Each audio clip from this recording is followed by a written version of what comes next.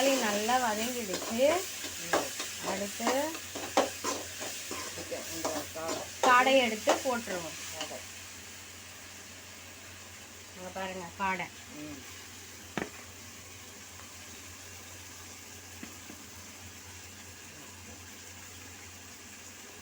நல்லா காடை.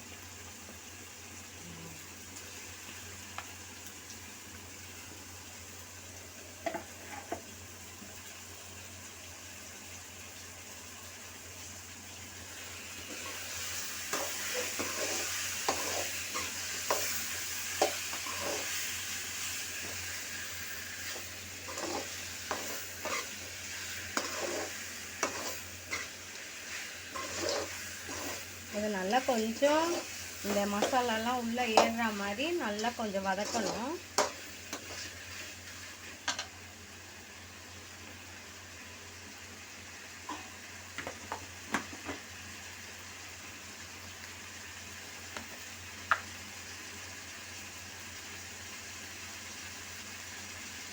ஒரு ஸ்பூன் வந்து சிக்கன் மசாலா,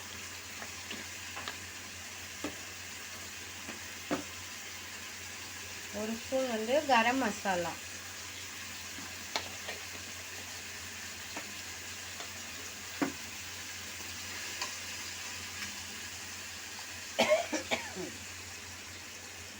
ஒரு ஸ்பூன் வத்தப்பொடி,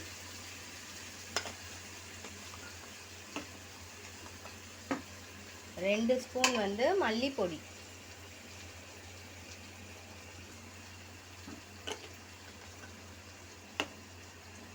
இதுக்கு நல்லா பெப்பர் போடணுமா, அதனால நான் கொஞ்சம் காரம் கம்மியாக போட்டிருக்கேன். மிளகாத்தூள் போடல, வெறும் மிளகாத்தூள் மல்லித்தூள் தான் போட்டிருக்கேன்.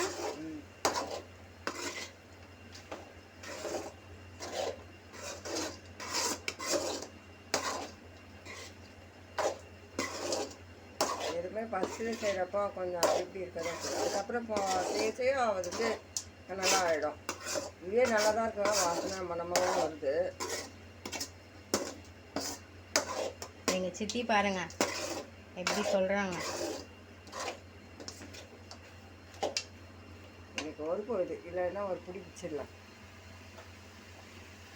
கொஞ்சமாக எண்ணெய் ஊற்றிக்கலாம். இதுக்கு கொஞ்சம் எண்ணெய் அதிகமாக ஊற்றணுன்னாங்க. ரொம்ப அதிகமாக எண்ணெய் ஊற்றக்கூடாது, உடம்புக்கு கெடுதல். எல்லாமே திட்டமாக சாப்பிட்டாக்கா உடம்புக்கு ரொம்ப ஆரோக்கியமாக இருக்கும்.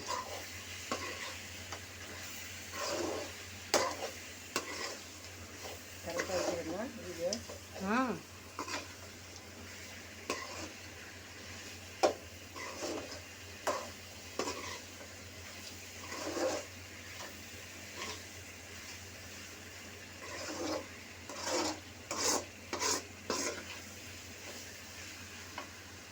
அளவு தண்ணி ஊற்றணும்.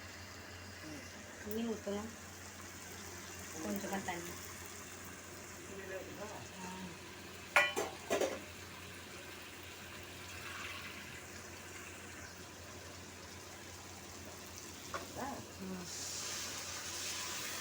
போதுமா?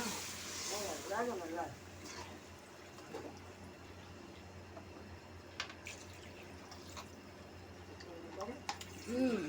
போதும். என்ன கறி பேர்? காடை. காடை. ஏன்னா வந்து அது வேகமாக போகும். சிக்கனை கூட சீக்கிரம் வந்துடும். இது காடை போது கொஞ்சம் இதுவாகும். தம் போட்டு